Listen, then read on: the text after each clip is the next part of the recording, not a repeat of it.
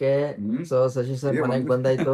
ಆ? ಅಲ್ಲ ಇದು ಏನು ರೆಡಿ ಆಗಿಲ್ಲ, ಮಗ ಯಾಕೆ ತೊಳೆದಿಲ್ಲ ಹಂಗೆ ಸಡನ್ ಆಗಿ ಅಲ್ಲ. ಏನಿಲ್ಲ ಸರ್, ನೀವು ಯಾವಾಗ್ಲೂ ಹ್ಯಾಂಡ್ಸಮ್ ಆಗೇ ಇದ್ದೀರಾ ನೋಡಿ. ಹ್ಮ್ ನಿಮ್ ಏಜ್ ಅಲ್ಲಿ ನಮ್ಗೆ ಇಷ್ಟು ಉತ್ಸಾಹ ಇರುತ್ತಾ ದೇವ್ರನೇ ನಂಗೆ ಗೊತ್ತಿಲ್ಲ ಸರ್. ಓಕೆ. ನಾನ್ ನೋಡಿ ಈಗ್ಲೇ ಹಿಂಗ ಆಗ್ಬಿಟ್ಟಿದ್ದೀನಿ, ಊಷ್ಟ ಆಗ್ಬಿಟ್ಟಿದ್ದೀನಿ ನಾನು. ಅಟ್ಲೀಸ್ಟ್ ಈಗ ಈ ಸಲ ಪರವಾಗಿಲ್ಲ. ಒಂದ್ ವಿಚಾರ ಏನು ಅಂತಂದ್ರೆ ಸಿಗರೇಟ್ ಬಿಟ್ಟಾಗಿಂದ, ಹ್ಮ್ ಯಾವಾಗ ಸಿಗರೇಟ್ ಬಿಟ್ನೋ ಅವಾಗ ನನ್ ಮುಖ ಲಕ್ಷಣ ಬಂತು. ನಾನು ಜಪಾನ್ ಬಂದು 3 ತಿಂಗಳಾಯ್ತಲ್ಲ. ಈಗ ನಮ್ಕಿಂತ ನಿಮಗೆ ಚೆನ್ನಾಗಿ ಗೊತ್ತಿರ್ಬೇಕು ಜಪಾನ್ ಬಗ್ಗೆ. ಈಗ ನೀವ್ ಹೇಳ್ಬೇಕು ನನಗೆ ಜಪಾನ್ ಕಲ್ಚರ್ ಹೆಂಗೆ, ಜನ ಹೆಂಗೆ ಅಂತ ಎಲ್ಲ. ಸರ್ ಜನ ತುಂಬಾ ಚೆನ್ನಾಗಿದ್ದಾರೆ. ಹ್ಮ್ ಇಲ್ಲಿಂದ ಹೋಗ್ಬೇಕಾದ್ರೆ ಬ್ಲೈಂಡ್ ಆಗಿ ಹೋದೆ. ಹ್ಮ್. ಆಮೇಲೆ ಕ್ಯಾಮ್ರಾ ಇದು ಅಂತ ಹೇಳಿದ್ರಲ್ಲ, ಹ್ಮ್. ಆಕ್ಚುಲಿ ಕ್ಯಾಮ್ರಾ ಫ್ರೆಂಡ್ಲಿ ಇದಾರೆ. ಹೌದಾ? ಫ್ರೆಂಡ್ಲಿ ಇದಾರೆ. ಹ್ಮ್ ಒಂದೇ ಒಂದು ರೀಸನ್ ಏನು ಅಂತಂದ್ರೆ, ಹ್ಮ್ ನಾವು ಫಸ್ಟ್ ವಿಡಿಯೋ ಮಾಡಬಾರ್ದು. ಹ್ಮ್ ಫಸ್ಟ್ ಮಾತಾಡಿ ಹ್ಮ್ ಹಿಂಗ್ ನಾನ್ ವಿಡಿಯೋ ಮಾಡ್ಕೊಂತೀನಿ ಅಂತಂದ್ರೆ ಅವ್ರ್ ಅವ್ರ ಕನ್ಸರ್ನ್ ಬೇಕು. ಖುಷಿ. ಅವ್ರ ಅವ್ರ್ ಸರ್ consent ಖುಷಿ. ಬೇಕು. ಕನ್ಸರ್ನ್ ಅನ್ನಕ್ಕಿಂತ ಯಾರು ಡಿನೇ ಅಂತೂ ಮಾಡಿಲ್ಲ, ಹ್ಮ್. ಯಾರು ಆಗಲ್ಲ ಅಂತ ಯಾರು ಹೇಳಿಲ್ಲ. ಹ್ಮ್ ಒಂದ್ ಮಾತು ಫಸ್ಟ್ ಕೊನಿಚಿವ ಅನ್ಬೇಕಷ್ಟೇ. ಹ್ಮ್ ನೋಡಿದ್ರೆ ನಮ್ಗೆ ಹೆಂಗ ಅನ್ಸುತ್ತೆ, ಇವ್ರು ಏನ್ ಮಾತಾಡೋಲ್ವೇನೋ, ಫುಲ್ ಸ್ಟಿಟ್ಟು ಅನ್ನೋ ಇರ್ತಾರೆ. ನೋಡೋಕಂಗ್ ಇರ್ತಾರೆ. ಒಂದ್ಸಲ ನೀವು ಕೊನಿಚಿವ ಅಂತ ಅಂದ್ಬಿಟ್ರೆ ಆಮೇಲೆ ಕಂಟಿನ್ಯೂ ಮಾಡ್ತಾರೆ. ಏನು ಎತ್ತ, ಯಾವ ಊರು ನೀನು, ಎಲ್ಲಿಂದ ಬಂದೆ, ಯಾಕೆ, ಏನು ಎತ್ತ, ವಿಡಿಯೋ ಮಾಡ್ಕೊತಾ ಇದ್ಯಾ, ಯೂಟ್ಯೂಬರ್ ಅನ್ಬೇಕು. ಆಮೇಲೆ ಯೂಟ್ಯೂಬರ್ ಅಂತ ಹೇಳ್ಬೇಕು ಇವ್ರಿಗೆ. ಹೇಳಿದಾಗ ಆ ಪರ್ಪಸ್ ಇವ್ರಿಗೆ ಅರ್ಥ ಆಗುತ್ತೆ. ಓ, ಈ ಪರ್ಪಸ್ಗೋಸ್ಕರ ಮಾಡ್ತಾ ಇದಾರೆ ಅಂತ. ನನ್ಗೆ ಅಷ್ಟು ಜಾಗ ತಿರ್ಗಾಡ ಮೊನ್ನೆ ಇದು ಮಾಡಿದಾರ, ಅದು ಇಟಾಕು ಸಮ್ಮರ್ ಫೆಸ್ಟಿವಲ್ ಅಂತೇಳಿ ಫುಲ್ ಎಣ್ಣೆ. ಅದು ನಿಮ್ಗೆ ಎಷ್ಟು ಇದ್ ಮಾಡಿದ್ರಲ್ಲ, ಸಪೋರ್ಟ್ ಮಾಡಿದ್ರಲ್ಲ. ಅದು ಒಂದು ಇಂಡಿಯಾ ಅಂತ ರೆಸ್ಪೆಕ್ಟ್ ಕೊಟ್ರು, ಇನ್ನೊಂದು ಯೂಟ್ಯೂಬರ್ ಅಂತ ಅದು ಒಂದು ಇದು ಮಾಡಿದ್ರು ನನಗೆ. ಯೂಟ್ಯೂಬರ್ಗೆ ಆಕ್ಚುಲಿ ಜಪಾನ್ ಅಲ್ಲಿ ಬೆಲೆ ಇದೆ. ನಾನು ಹಾಸ್ಟೆಲ್ಗಳಿಗೆ ಹೋದಾಗ, ಹೋಟ್ಲುಗಳಿಗೆ ಹೋದಾಗ ಕ್ಯಾಮ್ರಾ ಇಟ್ಕೊಂಡು ಹೋಗ್ತಿದ್ದಂಗೆ ಯೂಟ್ಯೂಬರ್ ಅಂತ ಕೇಳೋದು, ಹ್ಞೂ ಅನ್ನೋ. ಆಮೇಲೆ ನಂದು ಇನ್ಸ್ಟಾಗ್ರಾಮ್ ತೋರ್ಸೋನಲ್ಲ, ಇವ್ರಿಗೆ 100K ಮೇಲಿದ್ರೆ ಸೆಲೆಬ್ರಿಟಿ. ನಮ್ದು 300K ನೋಡ್ತಿದ್ದಂಗೆ ಅಂತ ಸೆಲೆಬ್ರಿಟಿ. ಇಲ್ಲ, ನಾನು ಚಿಕ್ಕ ಸೆಲೆಬ್ರಿಟಿ ಅಷ್ಟೇ, ಚಿಕ್ಕದು ಅಂತ ಅಂದ್ಬಿಟ್ಟು ಹೇಳಿ ಇದ್ ಮಾಡೋದು ಒಂದು. ಎರಡನೇದು, ಜನ ಸಿಕ್ಕಾಪಟ್ಟೆ ತಗ್ಗಿ ಬಗ್ಗಿ ನಡೆಯೋದ್ ಕಲ್ತಿದ್ದಾರೆ. ತುಂಬಾ ತಗ್ಗಿ ಬಗ್ಗಿ, ತುಂಬಾ ಅಂತಂದ್ರೆ ಎಕ್ಸ್ಟ್ರೀಮು. ಭಯ ಪಡೋ ಅವಶ್ಯಕತೆ ಏನೂ ಇಲ್ಲ. ಇನ್ ಕೇಸ್ ನಾವೇನಾದ್ರು ತಪ್ಪು ಮಾಡಿದ್ರು ಪಾಪ ಎದುರುಗಡೆ ಇರೋನೇ ಸಾರಿ ಕೇಳ್ಬಿಟ್ಟು ಅರಿಗತ್ತೋ ಅಂತ ಆತರ. ಇನ್ ನೇಚರ್ ವಿಚಾರ ಹೇಳೋದಾದ್ರೆ ಹಿರೋಶಿಮಾ ನೋಡ್ಲೇಬೇಕು. ಒಂದು ವೈಬ್ರೇಷನ್ ಇದೆ ಅಲ್ಲಿ ಆ ಜಾಗದಲ್ಲಿ, ಅದೊಂದು ಫೀಲ್ ಆಗುತ್ತೆ. ಆಮೇಲೆ ಹಿಸ್ಟ್ರಿ ತಿಳ್ಕೊಬೇಕು ಅಂತಂದ್ರೆ ಹಿರೋಶಿಮಾ, ನಾಗಸಾಕಿ ಕಂಪಲ್ಸರಿ ವಿಸಿಟ್ ಮಾಡ್ಬೇಕು. ಒಸಾಕಾ ನೋಡ್ಬೇಕು, ಯೋಕೋಹಾಮಾ ನೋಡ್ಬೇಕು. ಆಮೇಲೆ ಸಪರ ಏನಕ್ಕೆ ಅಂತಂದ್ರೆ ನೇಚರ್ಗೆ. ಸಪರ ಒಳ್ಳೆ ವಿಂಟರ್ ಸೀಸನ್ ಅಲ್ಲಿ ಹೋಗ್ಬಿಟ್ರೆ. ಇನ್ನೊಂದು ಯಾವ್ದು ಹಕ್ಕೋನೆ ಅಂತಿದೆ, ಅದು ಹೋಗಿದ್ರೆ? ಹಕ್ಕೋನೆ ಇಲ್ಲ ಸರ್, ಹೋಗಕ್ಕಾಗ್ಲಿಲ್ಲ. ಹಕ್ಕೋನೆ ಅದು ತುಂಬಾ ಕೇಬಲ್ ಕಾರ್ ಹೋಗ್ಬೇಕಂತೆ, ರೋಪ್ ಎಲ್ಲ ಹೋಗ್ಬೇಕಂತ, ತುಂಬಾ ಚೆನ್ನಾಗಿದೆ. ಹಕ್ಕೋನೆದು ಟೋಕಿಯೋ ಇಂದ ಟೋಕಿಯೋ ಟು ಮೌಂಟ್ ಫೂಜಿ ಮಧ್ಯದಲ್ಲಿ ಬರುತ್ತೆ. ಅದು ನನ್ನ ಲಿಸ್ಟ್ ಅಲ್ಲಿ ಇದೆ. ಓಕೆ. ಹಕ್ಕೋನೆ ಅಂತ. ಬಟ್ ನಾನು ಹಕ್ಕೋನೆ ಮಾಡಕ್ ಆಗ್ಲಿಲ್ಲ ಆಕ್ಚುಲಿ. ಆಮೇಲೆ ಇನ್ನೊಂದ್ ಏನಾಗುತ್ತೆ ಗೊತ್ತಾ ಸರ್, ನಾನು 1 ವಾರದ ಪಾಸ್ ತಗೊಂಡಿದ್ದು. ಆದ್ರೆ ಈಗ ನೋಡಿ, ಈಗ ಮಕ್ಳೆಲ್ಲ ಬರ್ತಾರಲ್ಲ, ನೀವು ಅವ್ರಿಗೆ ಏನಾದ್ರು ಈ ತರ ಪ್ಲಾನ್ ಮಾಡ್ತೀನಿ ಅಂತಂದ್ರೆ ಪ್ಲಾನ್ ಹಾಕೊಳ್ಳಿ. ಕಂಟಿನ್ಯೂಸ್ ಆಗ್ತೀರಾ ಅಂತಂದ್ರೆ ಈ ತರ ಫುಲ್ ಇದನ್ನ ತಗೊಂಡು ಒಂದು ವಾರದ ಪಾಸು 50,000 ಏನು ಮ್ಯಾಟರ್ ಆಗಲ್ಲ. ನಾನು 50,000 ತಗೊಂಡೆ ಅಲ್ವಾ ಸರ್, ನಾನು ಸುಮ್ನೆ ಹಂಗೆ ಅಂದಾಜ್ ಕ್ಯಾಲ್ಕುಲೇಟ್ ಮಾಡಿದೆ. 1.5 ಲಕ್ಷಕ್ಕೆ ಯೂಸ್ ಮಾಡಿದೀನಿ ಏನ್ ಬುಲೆಟ್ ಟ್ರೈನ್ ನ. ಒಂದ್ ಸೈಡ್ಗೆ ಇಲ್ಲಿಂದ ಸಪೋರಾಗಿ ಎಷ್ಟು ಗೊತ್ತಾ, ಟೋಕಿಯೋದಿಂದ 32,000. ಅದು ಫ್ರೀ. ಬರ್ಬೇಕಾದ್ರೆ ಇದ್ರಲ್ಲಿ ಬಂದೆ, ಫ್ಲೈಟ್ ಅಲ್ಲಿ ಬಂದೆ. ಫ್ಲೈಟ್ ಎಷ್ಟು ಹೇಳಿ? ಒಂದು ಹಾಂಗ್ಕಾಂಗ್ ಡಾಲರ್ ಅಲ್ಲಿ ಒಂದ್ 2,000 ಅಂತ ಹೇಳ್ಬೋದಾ? 2,000 ಅಂದ್ರೆ ಇಂಡಿಯನ್ ರೂಪಾಯಲ್ಲಿ 20,000 ಹಂಗಾಗುತ್ತೆ ಅಲ್ವಾ? ಈಗ ನಾನು ಹೇಳಲೆ ಎಷ್ಟು ಅಂತ. ಇಂಡಿಯನ್ ದುಡ್ಡಲ್ಲಿ 3,700 ರೂಪಾಯಿ ಫ್ಲೈಟ್ ಅಲ್ಲಿ ಬಂದಿದ್ದೀನಿ. 3,700 ಡಾಲರ್ ಅಲ್ಲಿ ಎಲ್ಲಿಂದ? ಸಪೋರೋದಿಂದ ಟೋಕಿಯೋವರೆಗೆ. ಅದೇ ಜರ್ನಿ ಟೋಕಿಯೋದಿಂದ ಸಪೋರೋ ಹೋದ್ನಲ್ಲ, 32,000 ಟ್ರೈನ್ ಅಲ್ಲಿ. ಫ್ಲೈಟ್ ಅಲ್ಲಿ ಕಡಿಮೆ. ಸೊ ಇದೊಂದು ಇಟ್ಕೊಳ್ಳಿ, ನಿಮ್ ಮಕ್ಳು ತಿರ್ಗಾಡ್ಬೇಕು, ಬೇಡಪ್ಪ ನಾವ್ ಇಷ್ಟೆಲ್ಲ ನೋಡಕ್ಕಾಗಲ್ಲ, ಡೆಸ್ಟಿನೇಷನ್ ಮಾತ್ರ ಹೋಗ್ತೀವಿ ಅಂತಂದ್ರೆ ಫ್ಲೈಟ್ ಬುಕ್ ಮಾಡ್ಕೊಳ್ಳಿ 3 ದಿನ ಹಿಂದೆ. ಬೆಸ್ಟ್ ಅಲ್ಲಿ ಬೆಸ್ಟ್. ಅಲ್ಲ, ಈಗ ನಾನ್ ಜಪಾನ್ ಇರೋದು 3 ತಿಂಗಳಾಯ್ತು. ಬಟ್ ನಾನು ಏನಂದ್ರೆ ಒಂದು ಗ್ರೌಂಡ್ ಲೆವೆಲ್ ಅಲ್ಲಿ ಇದ್ದೀನಿ, ಇಲ್ಲಿ ಲೋಕಲ್. ಅದು ನೀವು ಅದೇ ಟೂರಿಸ್ಟ್ ಅಂತ ಬಂದಿರಾ, ಇವೆಲ್ಲ ಮೇ ಬಿ ಟೂರಿಸ್ಟ್ ಅಟ್ರಾಕ್ಷನ್ ಅಂತ. ಸೊ ನನ್ಗೆ ಆಕ್ಚುಲಿ ನಾನು ಹೇಳ್ಬಾರ್ದು ಈ ಮಾತು, ಬಟ್ ಹೇಳ್ತಾ ಇದ್ದೀನಿ. ನಂಗೊಂಥರ ಇದು ಸ್ಕ್ಯಾಮ್ ಅಂತ ಅನ್ಸುತ್ತೆ. ಸಿಸ್ಟಮೆಟಿಕ್ ಆಗಿ ಸ್ಕ್ಯಾಮ್ ಅಂತ ಹೇಳ್ತೀನಿ. ಅಂದ್ರೆ ಏನಂದ್ರೆ, ನನ್ಗೆ ಏನಕ್ಕಂದ್ರೆ ಇಡೀ ಕಂಟ್ರಿ ಎಲ್ಲ ಜನ ಅಂತ ಹೇಳ್ತಾ ಇಲ್ಲ. ಈಗ ಫಾರ್ ಎಕ್ಸಾಂಪಲ್ ಈ ಮನೆ ಬಾಡಿಗೆ ಹೇಳೋದೊಂದು ಮಾಡೋದೊಂದು ಆಗ್ಬಿಟ್ಟು ಫಸ್ಟ್ ಏನ್ ಹೇಳ್ತಾರೆ, 35,000 30,000 ಅಂತ ಹೇಳ್ತಾರೆ. ಅದು ಆಮೇಲೆ ಇದು ಕೊಡ್ಬೇಕು, ಪೀಸ್ ಕೀಪಿಂಗ್ ಒಂದು ಕೊಡ್ಬೇಕು, ಸರೌಂಡಿಂಗ್ ಕ್ಲೀನಿಂಗ್ ಒಂದು ಕೊಡ್ಬೇಕು, ಆ ಡಿಪಾಸಿಟ್ ಎಲ್ಲ ಹೇಳ್ಬಿಟ್ಟು ಅಟ್ಲೀಸ್ಟ್ ಒಂದು 30% ಜಾಸ್ತಿ ಕೊಡ್ಬೇಕು ನೀವು. ಹ್ಮ್ ಹ್ಮ್ ಟೋಟಲ್ ಆಗಿ ಒಂದು 50,000 ಬಂತು. ಈಗ ಹತ್ತತ್ರ ಒಂದು 40,000 ಬಂತು. ಹ್ಮ್ ಅಂದ್ರೆ ಒಂದು 40,000 ಬಂತು. ಹ್ಮ್. ಅಂದ್ರೆ ಆ, ಹೌದು. ಇಲ್ಲಿ ಹೆಂಗಿದೆ ಗೊತ್ತಾ ಸರ್, ಇಲ್ಲಿ ನಾನ್ ನೋಡ್ದಂಗೆ ಇಲ್ಲಿ ಕನಿಕರ ಕೆಲಸದಲ್ಲಿ ಇಲ್ಲ, ಆಮೇಲೆ ಸರ್ವಿಸ್ ಅಲ್ಲಿ ಇಲ್ಲ. ಅಲ್ಲ, ಕೆಲಸದಲ್ಲಿ ಹಂಗೆ ಆಯ್ತು ನನಗೆ. ಅದು ಹಂಗೆ ಆಗಿದೆ. ಅವ್ರು ಹೇಳಿದ ಒಂದು ಸ್ಯಾಲರಿ ಪ್ಯಾಕೇಜ್ ಬೇರೆ, ಇಲ್ಲಿ ಬಂದ್ ಬೇರೆ ಬರ್ತಾರೆ ಬೇರೆ. ಅದು ಕಟ್ ಮಾಡಿದೆ, ಇದು ಕಟ್ ಮಾಡಿದೆ, ಇದು ಕಟ್ ಮಾಡಿದೆ, ಇದು ಕಟ್ ಮಾಡಿ ಮಾಡಿ ಮಾಡಿ ಈಗ ಅನ್ಕೊಂಡೆ ನಾನು, ಏನಪ್ಪ ಇದು ಹಿಂಗೆ ಆಯ್ತಂತ. ಆಕ್ಚುಲಿ ಅನ್ಕೊಳ್ಳಷ್ಟು ಈಸಿ ಇಲ್ಲ ಜಪಾನ್ ಅಲ್ಲಿ. ಈಗ ನಾನೇ ಬಂದಿದ್ದೀನಲ್ಲ, ಹೆಚ್ಚು ಕಡಿಮೆ ಹತ್ರ 4 ಲಕ್ಷ ಖರ್ಚಾಗಿದೆ ನನಗೆ. ಆಮೇಲೆ ಇನ್ನೊಂದು, ನಾನು ಬಂದ್ 3 ತಿಂಗಳಾಯ್ತು, ನಾನು ಸಿಮ್ ಕಾರ್ಡ್ ತಗೊಂಡಿಲ್ಲ. ಏನಕ್ಕಂದ್ರೆ ಅದು ಇನ್ನೂ ಇದೆ, ಸಿಮ್ ಕಾರ್ಡ್ ತಗೊಂಡ್ರೆ ಫೋನ್ ಫ್ರೀ ಕೊಡ್ತಾರೆ. ಫೋನ್ ಫ್ರೀ ಆ ಕೊಡ್ತಾರೆ. ಫೋನ್ ಅಲ್ಲಿ ಏನೋ ಇದೆ, ಕಂಡೀಷನ್ಸ್ ಇದೆ. ಪರ್ ಮಂತ್ 900 ಅಂತ ಅವ್ರು ಮೇಲ್ ಹಾಕಿರ್ತಾರೆ. ಮೇಲ್ ಅಷ್ಟೇ ಮೇಲ್ ಕೊಟ್ಟಿರ್ತಾರೆ, ಕೆಳಗೆ ಟರ್ಮ್ಸ್ ಅಂಡ್ ಕಂಡೀಷನ್ಸ್ ಇರುತ್ತೆ. ಅದೆಲ್ಲ ನೋಡ್ಕೊಂಡ್ರೆ ಫುಲ್ ಇದು ಇದೆ. ಅಲ್ಲ, ಆತರ ಕಾಮನ್ ಬಿಡಿ ಅದು. ಸಿಮ್ ಕಾರ್ಡ್ ಅದೆಲ್ಲ ಕಾಮನ್ ಇರುತ್ತೆ. ಬಟ್ ಅದನ್ನ ಇಲ್ಲಿ ಎಲ್ಲದರಲ್ಲೂ ಇಂಪ್ಲಿಮೆಂಟ್ ಆಗುತ್ತೆ. ನನಗೆ ಎಕ್ಸ್ಪೀರಿಯನ್ಸ್ ಆಗಿದೆ. ಮನೆ ಬಾಡಿಗೆಗೆ ಕೆಲ್ಸಕ್ಕೆ ಸೇರ್ಕೊಂಡ್ರೆ, ಮನೆ ಬಾಡಿಗೆ, ಸ್ಯಾಲರಿ ಪ್ಯಾಕೇಜ್ ಅಲ್ಲಿ ನೀವು ಕಾರ್ ತಗೊಂಡ್ರೆ ಅದು ಏನೋ ಇದೆ ಅಂತೆ. ಕಾರ್ ತಗೊಂಡ್ರೆ ಫಸ್ಟ್ ನಾವು ಪಾರ್ಕಿಂಗ್ ಸ್ಪೇಸ್ ತೋರಿಸ್ಬೇಕು, ಬುಕ್ ಮಾಡ್ಬೇಕು, ದುಡ್ಡು ಕೊಡ್ಬೇಕು. ಜಪಾನಲ್ಲಿ ಏನೇ ತೋರಿಸಿ ಏನೂ ಫ್ರೀ ಇಲ್ಲ, ಪ್ರತಿಯೊಂದಕ್ಕೂ ದುಡ್ಡು ಕೊಡ್ಬೇಕು.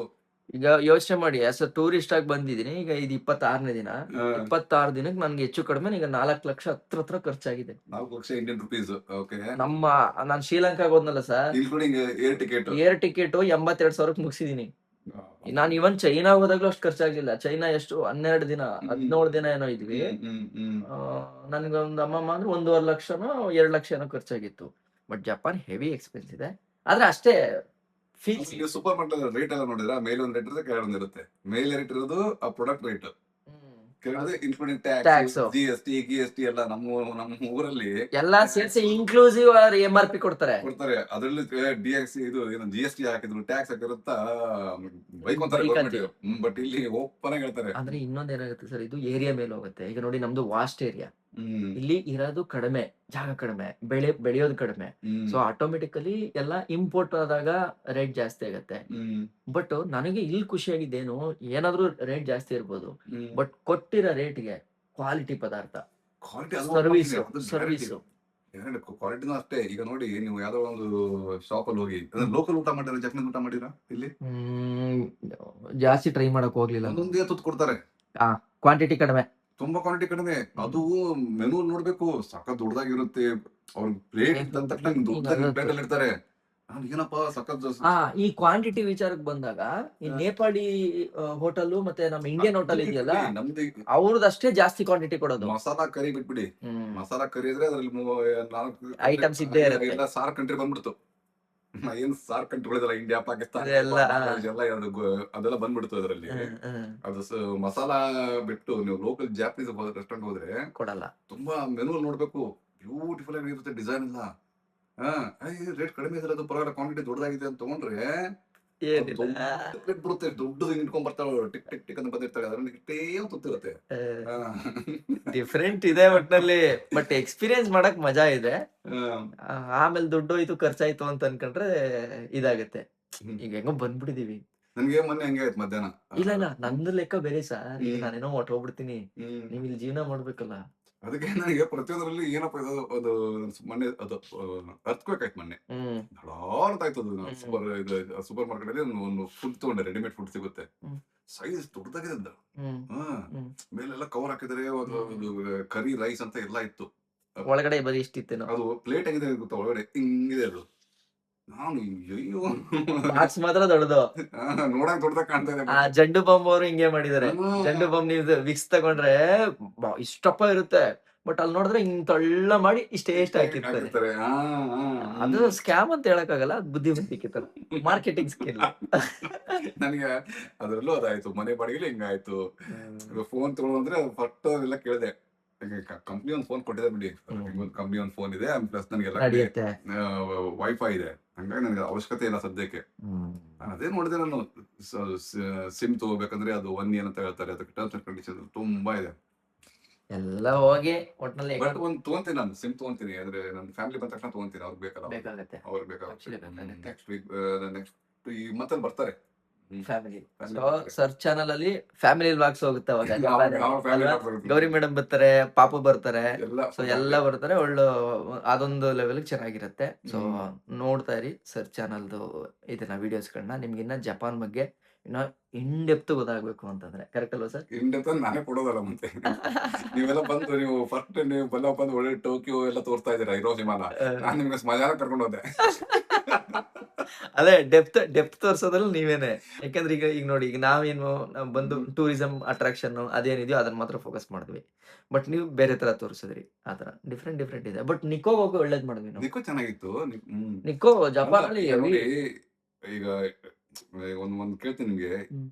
ಇಂಡಿಯಾ ಬಿಟ್ಟು ಯಾವ ಕಂಟ್ರಿ ಸ್ಮಶಾನ ನೋಡಿರಾ? ಯುರೋಪ್ ಅಲ್ಲೂ ನೋಡಿದೀನಿ. ಯುರೋಪ್ ಅಂದ್ರೆ ಒಂಥರ ಇಲ್ಲ ಯುರೋಪ್ ಅಲ್ಲಿ ನೋಡಿದೀನಿ. ಟಾಕ್ಸಿಕ್ ಮೂವಿ ಇರುತ್ತಲ್ಲ, ಆ ಟೈಪ್ ಹೋಗಿ ಆಪಲ್ ಮರ ಇತ್ತು, ಸಿಕ್ಕಾಬಿಟ್ಟೆ ಹಸ್ವಾಗ್ಬಿಟ್ಟಿರುತ್ತೆ. ಅವಾಗ ಆಪಲ್ ಹೋಗಿ ಕದ್ದಕ್ಕೆ ಕಿತ್ಕೊಂಡು ತಿಂದು ಅದಾದ್ಮೇಲೆ ಸ್ಮಶಾನಕ್ಕೆ ಹೋಗ್ತೀನಿ. ಅಲ್ಲೇ Okay. ನಿಯರ್ ಬೈನೆ ಯಾರನ್ನೋ ಇದ್ ಮಾಡಕ್ಕೆ ಗುಳಿ ಆಗಿತಾ ಇರ್ತಾರೆ. ಅವ್ರದ್ದು ಇದು ಸ್ಮಶಾನ ಅಂತಲ್ಲ, ಅದ್ ಗೊತ್ತಾಗತ್ತೆ, ಫೀಲ್ ಗೊತ್ತಾಗುತ್ತೆ. ಜನಸಂಖ್ಯೆ ಕಡಿಮೆ ಇರುತ್ತೆ. ಆಮೇಲೆ ಅವ್ರ ಮನೆ ಪಕ್ಕದಲ್ಲೇ ಹೋಗ್ಬಿಡ್ತಾರೆ, ಎಲ್ ಬೇಕಲ್ಲಿ ಇದು ಮಾಡ್ಕೊಂಡು ಆತರ ಇತ್ತು. ಅದ್ ಬಿಟ್ರೆ ನೆಕ್ಸ್ಟ್ ನೋಡಿದಿಲ್ಲ ಮೂರನೇದು ಜಪಾನ್. ಹೆಂಗಿತ್ತಲ್ಲ, ಗೋರಿ ದೇವಸ್ಥಾನ. ಪಕ್ಕ ಗೋರಿಗೆ ಹೆಂಗೆ ದೇಗುಲ ತರ ಇದ್ದಂಗೆ ಬಟ್ ಕ್ಲೀನ್ ಆಗಿದೆ, ಭಯ ಬರಲ್ಲ. ಚೆನ್ನಾಗಿತ್ತು. ನಿಮಗೆ ನಂಗೆ ಟೈಮ್ ಸಿಗಲಿಲ್ಲ ಕಿರಣ್. ಇನ್ನೊಂದು ತುಂಬಾ ಚೆನ್ನಾಗಿದೆ ಸರ್. ಆಮೇಲೆ ಅವತ್ ನಾವು ಕ್ರಾಸ್ ನೋಡಿದ್ವಿ, ಗೊತ್ತಾ? ಕ್ರಾಸ್ ಹ್ಮ್. ಆಕ್ಚುಲಿ ಕ್ರಿಶ್ಚಿಯಾನಿಟಿ ಇದೆ ಇಲ್ಲಿ. ಓಕೆ. 2% ಕ್ರಿಶ್ಚಿಯಾನಿಟಿ ಇದೆ. ಸೊ ಇದು ಯಾವಾಗ ಅಂತಂದ್ರೆ ಕ್ರಿಶ್ಚಿಯಾನಿಟಿ ಇನ್ನೂ ಜಾಸ್ತಿ ಬರ್ತಿತ್ತಂತೆ ಅವಾಗ. ಯುರೋಪ್ ಕಲ್ಚರ್ನ ಇಷ್ಟಪಡ್ತಾರಂತೆ ಅವರು. ಬಟ್ ಆದ್ರೆ ಇಲ್ಲಿ ಮೇಜಿಗಳು ಅಂತ ಕರೀತಾರೆ, ಅವರು ರಾಜ. ಶೋಗನ್ಸು ರಾಜನ್ ಕೆಳಗಡೆ ಬರೋ ಸೇನಾ ಮಂತ್ರಿ ತರ. ಸಮುರಾಯ್ ಬಂದ್ಬಿಟ್ಟು ಈ ಶೋಗನ್ ಕೆಳಗಡೆ ಬರೋರು ಸುಮರಾಯ್ಗಳು. ಸೊ ಇವ್ರು ಏನ್ ಮಾಡ್ತಾರೆ, ಸಮುರಾಯ್ ಮತ್ತೆ ಶೋಗನ್ ಇಬ್ರು ಸೇರ್ಕೊಂಡು ಮೇಜಿನ ಬೀಳಿಸ್ತಾರೆ. ಯಾವಾಗ 16ನೇ ಶತಮಾನದಲ್ಲಿ. 16ರಿಂದ 18ರವರೆಗೂ ಇವರೊಂದು ರೂಲ್ಸ್ ಇಡ್ತಾರೆ, ಕ್ವಾರಂಟೈನ್ ರೂಲ್ಸ್. 250 ವರ್ಷ ಜಪಾನ್ ಬೇರೆ ವಿದೇಶಿಗಳ ಜೊತೆ ಸಂಪರ್ಕ ಹೋಗಂಗಿಲ್ಲ, ಬೇರೆ ರಾಷ್ಟ್ರಕ್ಕೆ ಹೋಗಂಗಿಲ್ಲ, ಬೇರೆಯವರು ಒಳಗಡೆ ಬರಂಗಿಲ್ಲ. ಆದ್ರೆ ಒಂದೇ ಒಂದು ಕಡೆ ಮಾತ್ರ ಓಪನ್ ಇತ್ತು. ಸೊ ಅದ್ಯಾವ್ದು ಅಂತಂದ್ರೆ ಯೋಕೋಹಾಮಾ. ಅಲ್ಲಿ ಓಪನ್ ಇತ್ತು. ಒಂದನ್ನ ಮಾತ್ರ, ಒಂದ್ ಪೋರ್ಟ್ ಮಾತ್ರ ಒಂದ್ ಸಣ್ಣದಾಗಿ ಓಪನ್ ಮಾಡ್ಕೊಂಡಿದ್ರು. ಆ ಟೈಮಲ್ಲಿ ಸುಮಾರು ಜನ ಇವ್ರ ಮೇನ್ ಅದನ್ನ ಲಾಕ್ ಮಾಡಕ್ಕೆ ಕಾರಣ ಏನು ಅಂತಂದ್ರೆ, ಕ್ರಿಶ್ಚಿಯಾನಿಟಿ ಇನ್ ಕೇಸ್ ಬಂದ್ರೆ ನಮ್ಮ ಅಸ್ತಿತ್ವ ಹೋಗ್ಬಿಡುತ್ತೆ, ನಮ್ಮ ಅಧಿಕಾರ ಬಿಟ್ಬಿಡ್ತೀವಿ ಅಂತ. ಅವಾಗ 1854ರಲ್ಲಿ ಅಮೆರಿಕಾದಿಂದ ಒಂದ್ ಬರುತ್ತೆ, ಒಂದು ಬೋಟ್ ಬಂದು ವ್ಯಾಪಾರಿಗಳೆಲ್ಲ ಬಂದು ಇವ್ರ ಮೇಲೆ ಹೇರ್ತಾರೆ, ಅಲ್ಲಿ ಲೋಕಲ್ ಇದ್ದವ್ರನ್ನ. ನೀವು ವ್ಯಾಪಾರ ಮಾಡ್ಲೇಬೇಕು ನಮ್ ಜೊತೆ ಅಂತ. ಆವಾಗ ಜನ ಯೋಚನೆ ಮಾಡ್ತಾರೆ, ಹೌದು ಕರೆಕ್ಟ್ ಹೇಳ್ತಾ ಇರೋದು, ಬಿಟ್ರೆ ನಾವು ಹಿಂಗೆ ಸಪರೇಟ್ ಆಗ್ಬಿಡ್ತೀವಿ ಲೋಕದಿಂದ ಅಂದ್ಬಿಟ್ಟು ಅಲ್ಲಿಂದ ಈ ಶೋಗನು ಮತ್ತೆ ಸುಮರಾಯ್ಗಳನ್ನ ಬಿಡಿಸ್ತಾರೆ. ಬಿಡಿಸಿ ಮತ್ತೆ ಮೇಜಿಗೆ ಕೊಡ್ತಾರೆ. ಯಾವ್ದನ್ನ ಇದನ್ ಮಾಡುವಂತ, ಅದನ್ನ ಎಡೋ ಪೀರಿಯಡ್ ಅಂತ ಕರೀತಾರೆ. ಮತ್ತೆ ಎಡೋ ಪೀರಿಯಡ್ ಬರುತ್ತೆ. ಆವಾಗಿಂದ ಇವರು ಎದ್ದಿ ಚೆನ್ನಾಗಿ ಒಳ್ಳೆ ಇದ್ ಮಾಡಿತ್ತು. ಸೊ ಅಂದ್ರೆ ಅದು ನಮ್ಮ ಅವಾಗ ಕಾಲೇಜ್ ಹೋಗ್ಬೇಕಾದ್ರೆ ಸುಜುಕಿ ಶೋಗನ್ ಅಂತ ಒಂದು ಶೋಗನ್ ಸಮುರಾಯ್ ಗಾಡಿಗಳು ನೋಡಿ, ಇವ್ರು ಏನೇ ಮಾಡಿದ್ರು ಅವ್ರ ಹೆಸರಲ್ಲೇ ಇಡೋದು. ಕರೆಕ್ಟ್. ಅವ್ರು ಇಟಾಚಿ, ಕೊಮಾತ್ಸು. ಈಗ ನಾವ್ ಇಟಾಚಿ ಅಂತಂದ್ರೆ ಅದು JCB ಅಂತೀವಿ. ಯೋಕೋಹಾಮಾ ಟೈರ್ಸ್, ಮಿಟ್ಸುಬಿಸಿ, ಟೊಶಿಬಾ, ಇವೆಲ್ಲ ಇಲ್ಲಿ ಊರು, ಇಲ್ಲಿ ಜನದ್ದು, ಒಟ್ನಲ್ಲಿ ಇವ್ರದ್ದು ಐಡೆಂಟಿಟಿ ಹಾಕೋಬೇಕು. ಗೋದ್ರೇಜ್, ಬಜಾಜ್, ಆತರ. ನಮ್ದು ಇನ್ನೊಂದ್ ಯಾವ್ದಿದೆ, ನಮ್ದು ಅಶೋಕ್ ಲೇಲ್ಯಾಂಡ್. ಅಶೋಕ್ ಲೇಲ್ಯಾಂಡ್. ಲೇಲ್ಯಾಂಡ್ ಬೇರೆದು, ಬಟ್ ಅಶೋಕ್ ನಮ್ದೇ ಅಲ್ಲ. ಅಶೋಕ್ ನಮ್ದೇ. ಇದು ಡಿಫ್ರೆಂಟ್ ಇದೆ. ಬಟ್ ಆದ್ರೆ ಇಷ್ಟು ವಾಸ್ಟ್ ಅಲ್ಲಿ ಮಾಡ್ಕೊಂಡಿದಾರಲ್ಲ, ಆತರ ನಾವು ಮಾಡ್ಕೋಬೇಕು. ಟಾಟಾ ಇದೆ, ಸಿಕ್ಕಾಪಟ್ಟೆ ಇದೆ. ಬಟ್ ಅದೇ ಚಲ ಇದೆ ವಿಚಾರ. ಸದ್ಯಕ್ಕೆ ನಾವೀಗ ಬಂದು ನಾನು ಸರು ಮಾತಾಡ್ಕೊಂಡು ಕೂತಿದೀವಿ. ಒಂದು ಚಿಕ್ಕದೊಂದು ಗಿಫ್ಟ್ ಅಂದಿದ್ದೆ ಕಿರಣ್ಗೆ. ಕಿರಣ್ಗೋಸ್ಕರ ಸ್ಪೆಷಲ್ ಪಕ್ಕಾ ಲೋಕಲ್ ಜಪನೀಸ್ ಇದು ಡ್ರಿಂಕ್. ಇದು ಆಲ್ಕೋಹಾಲ್ ಇಲ್ಲ ಅಲ್ವಾ ಸರ್? ಗೊತ್ತಿಲ್ಲ ರೀ ಇದು. ಆಲ್ಕೋಹಾಲ್ ಇಲ್ಲ ಸರ್. ಆಲ್ಕೋಹಾಲ್ ತುಂಬಾ ಕಡಿಮೆ ಇರಬೇಕಿದೆ. ಇಲ್ಲ ಸರ್, ಇಲ್ಲ. ನಾನು ಇದನ್ನ ವಿಡಿಯೋ ಹಾಕ್ಲಾ ಬೇಡವಾ? ಹಂಗೆ ಶಶಿ ಸರ್ ತಂದಿದ್ದಾರೆ. ನಾನ್ ಬಂದಿದ್ದೀನಲ್ಲ ಖುಷಿಗೆ ನನ್ನ ಹೆಸರು ಹೇಳ್ಕೊಂಡು ಶಶಿ ಚೆನ್ನಾಗಿದೆ ಅಂದ್ಬಿಟ್ಟು ತಂದಿಟ್ಟಿದ್ದಾರೆ. 1946 ಅಂತೆ. ನಮ್ಗೆ ಅದು ಅಷ್ಟು ಐಡಿಯಾ ಗೊತ್ತಿಲ್ಲ. ಅಯ್ಯೋ ಸರಿ, ಇಷ್ಟ ಹೇಳ್ತಾ ಈ ವಿಡಿಯೋ ರಿಲಿಗೇಟ್ ಮಾಡ್ಕೊಳ್ತಾ ಸರ್, ನಾಳೆ ಇಲ್ಲಿಂದ ಹೊರಟ್ಬಿಡ್ತೀನಿ. ನಾಳೆ ಅದೇ ಅರೇಂಜ್ಮೆಂಟ್ ಮಾಡಿದ್ದೀನಿ ನಿಮ್ಗೆ. ಇದಕ್ಕೆ ಏರ್ಪೋರ್ಟ್ ಇಲ್ಲ, ಅದು ಬಸ್ ಸ್ಟ್ಯಾಂಡ್ಗೆ ಅದೇನು ಅನುಕೂಲ ಆಗುತ್ತೆ ಆತರ. ನಾಳೆ ಬೆಳಿಗ್ಗೆ ನನಗೊಂದು ಬೆಳಿಗ್ಗೆ ಮೀಟಿಂಗ್ ಇದೆ. ನಾಳೆ ಆಕ್ಚುಲಿ ಸರ್ ಸಿಗಲ್ಲ. ಸೊ ಬೆಳಗ್ಗೆನೆ ಹೊರಟೋಗ್ಬಿಡ್ತಾರೆ. ಮೇ ಬಿ ನಾನು ಮತ್ತೆ ಅವತ್ತು ಬಂದಿದ್ರಲ್ಲ ಗಂಗಾಧರ್ ಸರ್, ಅವ್ರು ಬರ್ತಾರೆ. ಸೊ ಇಲ್ಲೇ ಸ್ಟೇ. ಅದೇ ನಮ್ ಕೊಲೆಗೆ ಹೇಳಿದೀನಿ ನಾನು, ಮನೆಗೆ ಬಂದ್ಬಿಟ್ಟು ಇದು ಮಾಡುತ್ತಾ, ಯಾಕಂದ್ರೆ ಅವ್ರದ್ದು ಕಾರ್ ಇದೆ, ನನ್ನ ಹತ್ರ ಕಾರ್ ಇದೆ ಇಲ್ಲಿ. ಅದೇ ಅಲ್ಲಿ ಚೀನಾ ತರ ಆಗಿದ್ರೆ ಚೈನಾದಲ್ಲಿ ಹೆಂಗ ನನ್ಗೆ ಆ ತರ ಆಗ್ತಾ ಇತ್ತು. ಬಟ್ ಇಲ್ಲಿ ಏನ್ ಮಾಡಕ್ಕಾಗಲ್ಲ. ಸರಿ, ಎಲ್ಲಾನು ಬಂದು ಬರೀ 3 months ಆಗಿದೆ. ಆಮೇಲೆ ಬೇಕಾದ್ರೆ ನೆಕ್ಸ್ಟ್ ಟೈಮ್ ಬಂದಾಗ ನೋಡಿ ಹೆಂಗಿರುತ್ತೆ. ಅವಾಗ ಒಂದ್ ಯಾವ್ದೋ ಇಲ್ಲಿ ಬ್ರ್ಯಾಂಡ್ ಯಾವ್ದೋ ಇದ್ರೆ ಇರುತ್ತೆ. ಅಷ್ಟೇ. ಇಷ್ಟ ಹೇಳ್ತಾ ನಾವು ಆರಾಮಾಗಿ ಇವಾಗ ಮಾತುಕತೆ ಆಡ್ಕೊಂಡು ನಾವು ಮಲ್ಕೊಂತೀವಿ. ನಾಳೆ ಹೊಸ ಎಪಿಸೋಡ್ ಜೊತೆ ಸಿಗೋಣ. ಓಕೆ, ಆಲ್ಮೋಸ್ಟ್ ನಾಳೆ ಲಾಸ್ಟ್ ಎಪಿಸೋಡ್. ಇದು ಲಾಸ್ಟ್ ಇಂದ 2ನೇ ಎಪಿಸೋಡ್. ಇನ್ನೊಂದು ಎಪಿಸೋಡ್ ಆದ್ರೆ ಜಪಾನ್ ಸೀರೀಸ್ ಓವರ್. ಇಷ್ಟ ಹೇಳ್ತಾ ಎಲ್ರಿಗೂ take care, bye bye, good night. Good night sir. ಜೈ ಹಿಂದ್, ಜೈ ಕರ್ನಾಟಕ. ಮತ್ತೆ ಬಾಯ್.